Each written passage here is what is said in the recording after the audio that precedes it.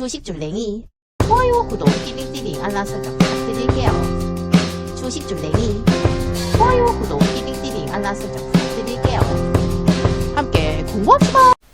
네, 안녕하십니까. 주택친교랭아의 주식줄랭이입니다. 본 영상 컨텐츠는 공부하는 줄이니까 아이의 목돈을 만들어주기 위한 과정을 다룬 영상이므로 따라하셔도 됩니다. 그러나 모든 투자의 책임은 투자자 본인에게 있다는 거 꼭 명심해 주십시오. 자, 우리 아이의 목돈 만들기 두 번째 영상, 이번 주제는 바로 주식줄랭이 주니어 포트폴리오입니다. 그 전에 한 가지 말씀드리고 싶은 게 있어서 말씀을 드릴게요. 요런 질문을 하시는 분들이 계실 것 같아서 일단 만들어 봤고요. 아이의 계좌로는 트레이딩 안 하나요? 라는 질문에 대한 답인데요. 고조장님께서도 잘 아시다시피 제가 여지껏 해온 곳이 트레이딩이었는데 갑자기 장기 투자, 가치 투자 이런 얘기 하니까 막 이렇게 생각하실 수 있잖아요. 근데 일단 트레이딩에 대한 생각은 변한 게 없어요. 네, 변한 게 없는데 다만 일단 제가 제 계좌를 볼 시간도 아주 솔직하게 부족하거든요. 그렇기 때문에 아이의 계좌까지 트레이딩 하기에는 물리적인 여건이 따라주지 않고요. 또 안정적으로 지키면서 모아가고 싶은 욕심이 가장 커요. 네, 당장 아기가 1살일 때, 2살일 때 아이한테 이렇게 줄 것이 아니고, 아이가 최소한 20년 이후에나, 요거를 알게 될 텐데, 그때, 좀 많은 것들이 좀 모여 있었으면 좋겠거든요. 그래서 안정적으로 손실을 보지 않고 지켰으면 좋겠다. 이렇게 생각을 하고 있기 때문에, 그런 쪽으로 포커스를 조금 맞춰서, 가려고 아이의 계좌는 트레이딩을 하지 않겠습니다. 네, 그래서 두 마리 토끼를 좀 잡아가는 모습을 보여드리도록 노력하도록 할 테니까 여러분들도 끝까지 잘 지켜봐 주세요. 네, 그럼 시작해보도록 하겠습니다. 우리가 투자해야 할 자산의 기본 조건이 무엇이 있을까요? 네, 바로 미래에도 자산이 늘 있어야 한다는 점이에요. 수십 년이 지나고 안 망하는 그리고 잘 나가는 유망한 기업을 찾아야 하는데요. 요것은 진짜 너무너무 중요하더라고요. 수십 년이 지나도 유망한 기업을 찾는 것이 제일 어렵잖아요. 유가 증권 시장에서 2001년부터 2003년 시가총액 상위 10위의 종목들을 검색을 하시면 나오거든요. 그래서 요거 상위 10개의 기업이 있는데 여기서 쫙 보시면 일단 1등은 부동의 1위 삼성전자예요. 삼성전자가 2001년, 2002년, 2003년 계속 1위를 차지했고요. 2등도 솔직히 SK텔레콤으로 계속 2등을 차지했고 3위서부터 이제 조금 변하는데 3위가 2001년, 2002년에는 KT였는데 2003년에는 국민은행으로 바뀐 걸 보실 수 있거든요. 그리고 나서 이제 원래 4위였었는데 2003년에는 국민은행이 올라온 거죠. 그리고 나서는 이제 그 다음에는 국민은행이 이제 2003년에는 한 자리 올라갔으니까 그럼 한국전력이 올라올 건가 했지만 한국전력은 그대로 5위를 지켜줬고요. 그리고 포스코가 올랐어요. 네, 지금 포스코 홀딩스라고 얘기를 하고 있죠. 이런 식으로 순서가 막 뒤죽박죽이란 말이죠. 거기다가 그럼 이제 계속 보니까 또 현대차가 또 7위를 기록을 하고 있어요. 이런 것들도 좀 체크를 해보실 수 있는데 그러면 이 20년 전에 이런 기업들이 아직까지도 상위 10위권 안에 있는지를 체크해 봐야겠죠. 그래서 2002년을 보니까 삼성전자는 부동 1위인데 다른 종목들은 없네요. 근데 그 중에 현대차 하나만 그 탑 10 안에 들어가 있어요.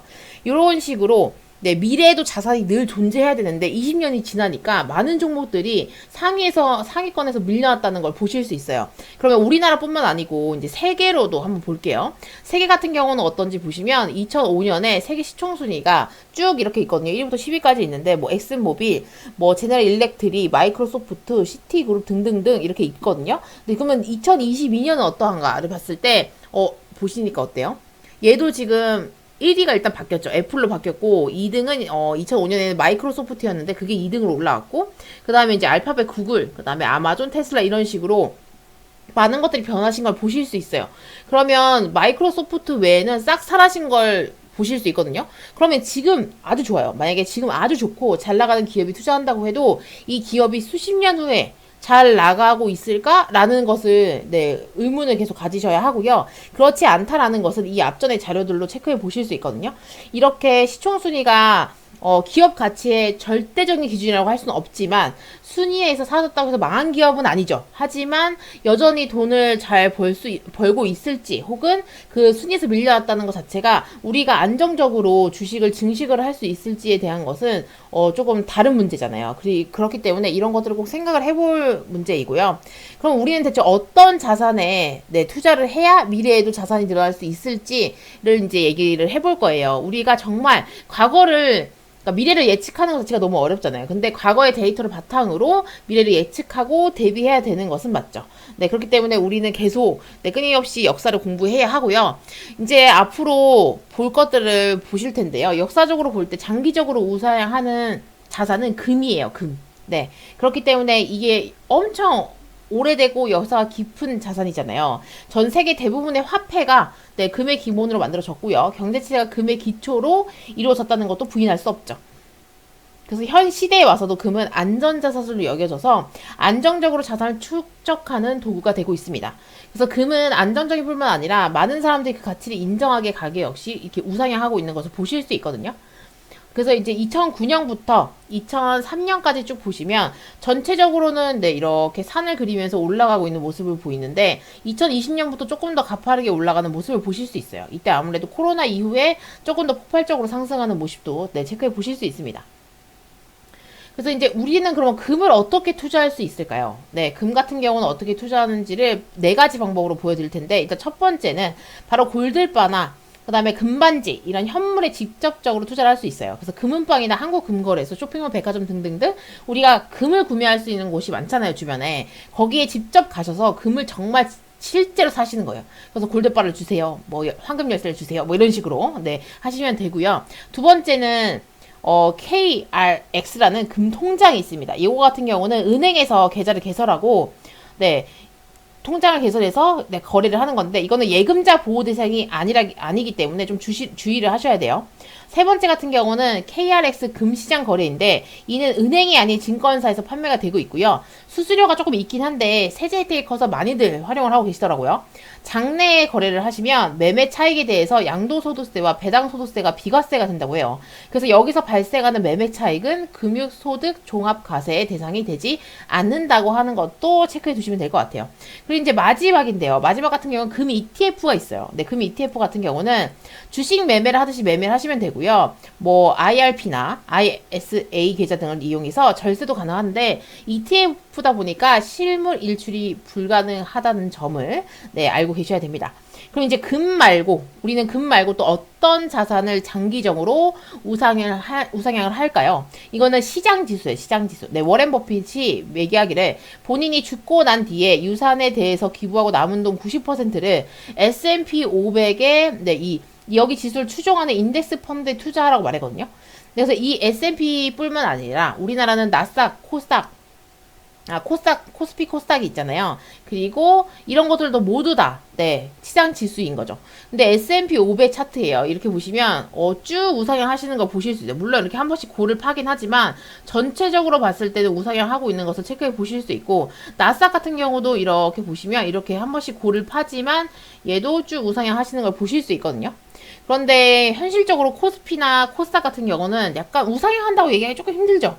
여기서도 보시면 이렇게 박스 피고, 여기서도 이렇게 약간 하락하는 추세가 있다가 갑자기 여기서 상승을 했는데 다시 또 이렇게 하락을 하고 다시 또 이렇게 살짝 올라가는데 하나 요새는 조금 흐름이 안 좋죠. 이런 식으로 뭐 얘는 조금 그냥 박스피라고 우리가 흔히 박스피 이렇게 많이 얘기하니까 약간 쭉 우상향 한다고 보기엔 조금 애매한 부분이 있어요. 그래서 박스권이다라고 생각하시면 될 것 같고요. 그래서 이제 시장 지수도 솔직히 그러면 절대적인 게 아니네. 그러면 시장 지수를 잘 선택을 해야 장기적으로 우상향하는 자산이 될 수 있을 거라는 것을 이 자료를 통해서 아실 수 있잖아요.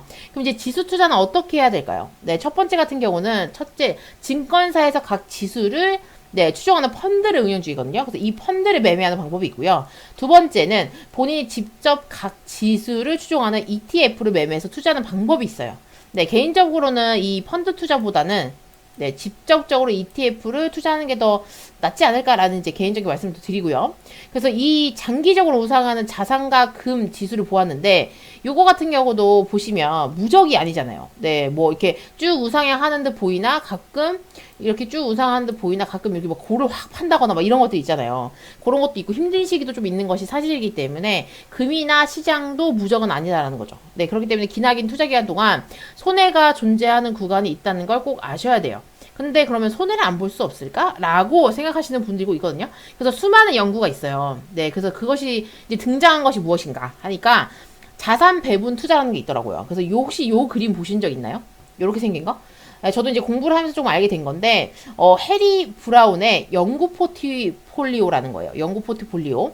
요거 같은 경우는 이제 해리 브라운이, 1980년대 해리 브라운이 만든 포트폴리오고요. 경제가 어떤 상황이든 한 자산이 부진할 때 다른 자산이 커버해주는 역할을 하는 거예요.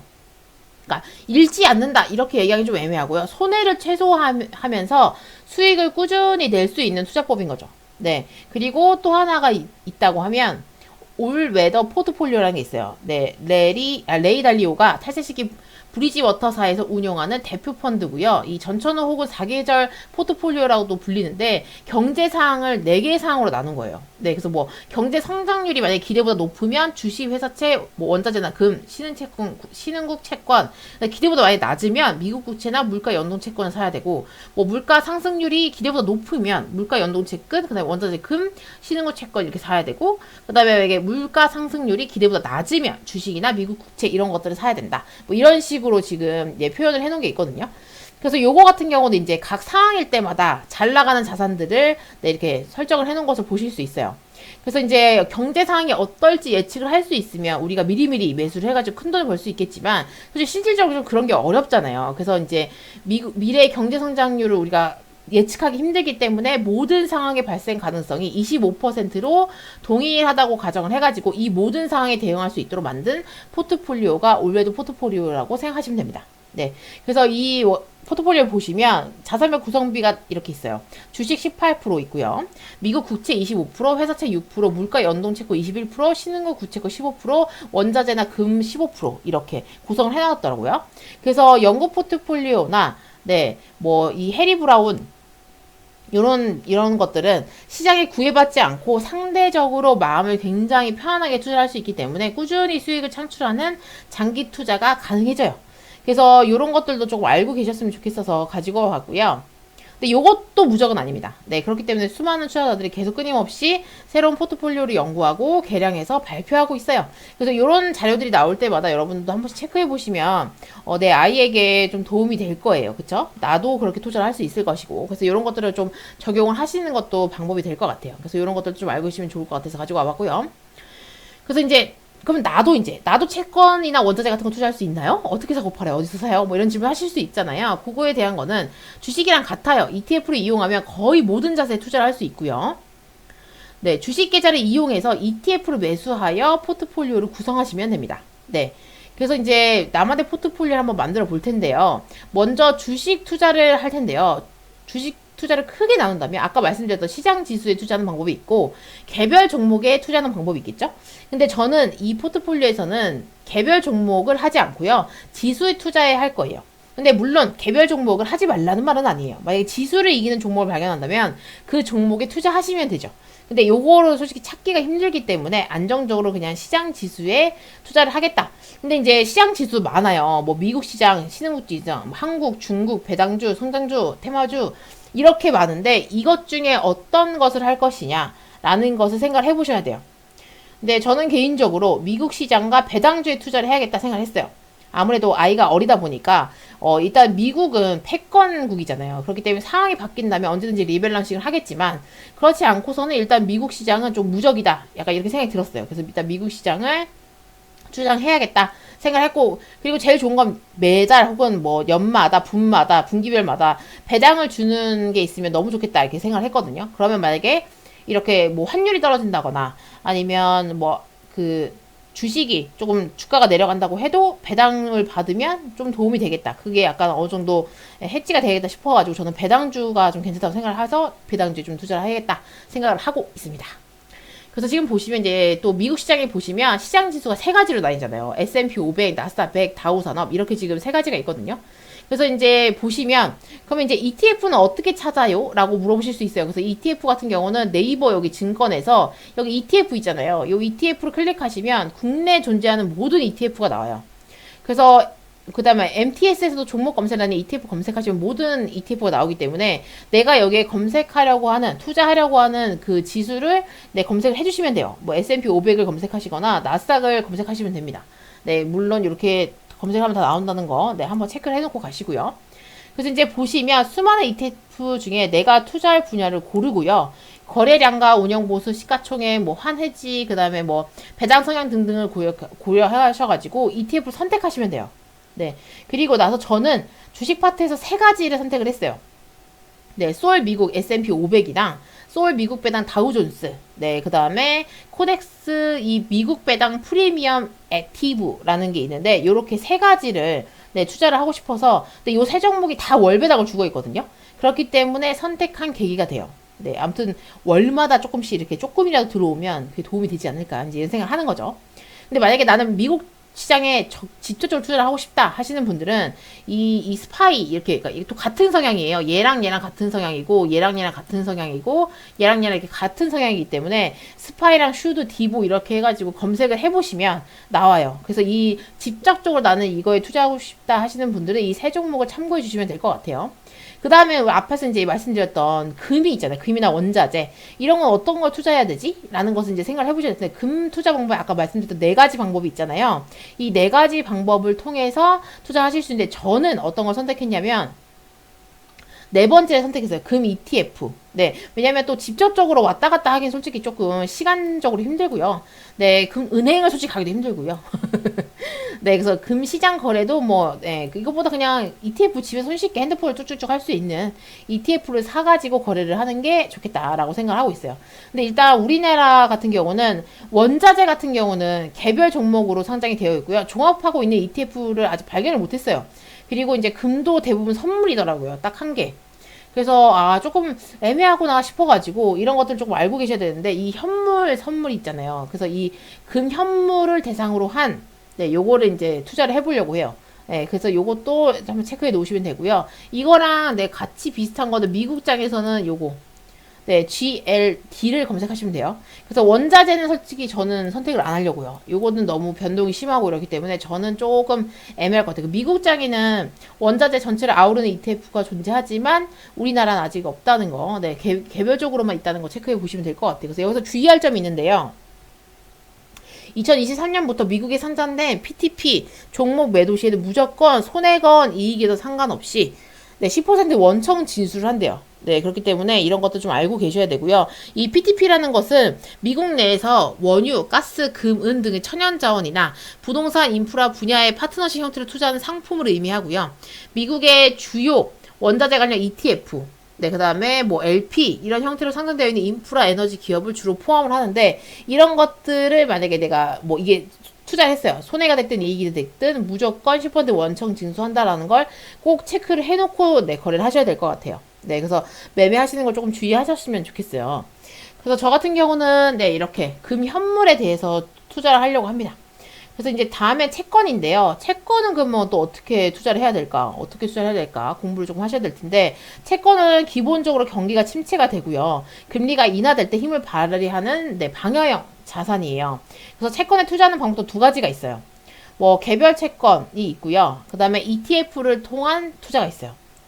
그래서 이게 개별 채권 같은 경우는 만기가 존재하고요. 원금 플러스 이자를 확정해서 받습니다. 그런데 ETF는 만기가 없고요. 시세 차익만 받아요. 그래서 뭐 물론 만기 매칭형 ETF도 존재하긴 하는데 보통은 이렇게. 네, 그래서 저는 ETF를 통한 투자를 하기로 했습니다. 이건 역시 ETF 리스트를 봤을 때 선택의 폭이 좀 넓지 않더라고요. 대부분 선물 상품이더라고요. 그래서 저는 이 에이스 미국 30년 국채 액티브라는 것에 네, 선택을 했어요. 그래서 이런 것들도 여러분이 좀 알고 계시면 좋을 것 같고요. 그래서 이제 주식, 이게 저의 포트폴리오는 이렇게 됐어요. 네, 이거 이렇게 주식은 이렇게 하고, 금 원자재는 금 현물하고, 채권은 이렇게 미국 30년 국채 액티브를 한다. 이렇게 해서 저의 포트폴리오가 완성돼서, 이런 것들로 이제 사가지고 아이한테 나중에, 우리 너 지금 투자하고 있는 게 있어. 이렇게 나중에 알려주고, 그때 어떻게 될지는 지켜봐야 알겠죠. 네, 시간이 조금 흘러봐야 알 것 같아요. 근데 이제 포트폴리오가 완성이 됐는데 이걸 어떻게 성과를 낼지 예측하기 위한 백테스팅이라는 게 있더라고요. 그래서 이 백테스팅을 어떻게 하냐면 이건 제가 나중에 밑에 공유를 해드릴 건데 더보기란을 검색하시면 클릭을 하시면 이 주소를 제가 넣어드릴게요. 궁금하신 분들은 한번 설정을 해보시면 좋을 것 같아요. 이 홈페이지에 들어가시면 이게 외국 페이지여가지고 다 영어인데 당황하시지 마시고요. 여기 이렇게 여기 있죠. 맨 왼쪽에 위에 여기를 클릭을 하신 다음에 이렇게 뜨거든요. 여기 밑에 보시세요. 백스테이지 이렇게 이게 백 테스팅 해가지고 이 두 번째를 클릭하시면 돼요. 두 번째를 딱 네모 부분을 딱 클릭을 하시면 이런 창이 딱 뜨거든요.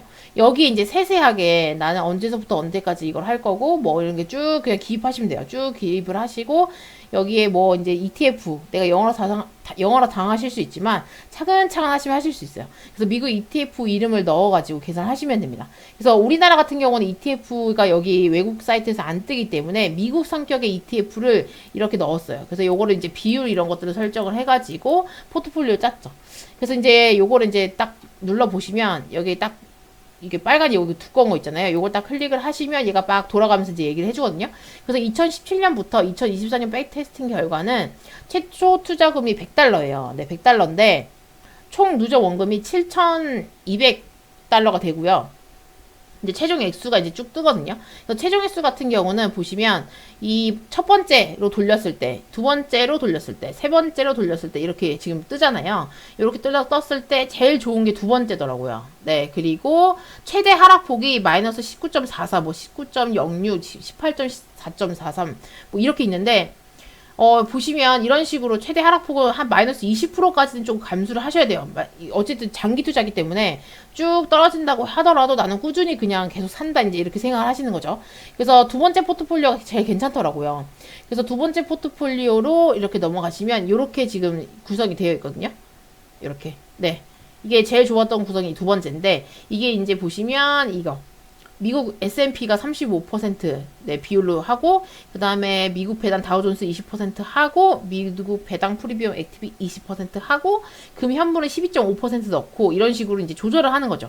네, 그 다음에 이제 국채 같은 경우는 12.5% 이렇게 해가지고 비율을 계속 조절을 해서 했더니 이번이 제 성과가 좋았다라는 것을 아실 수 있어요.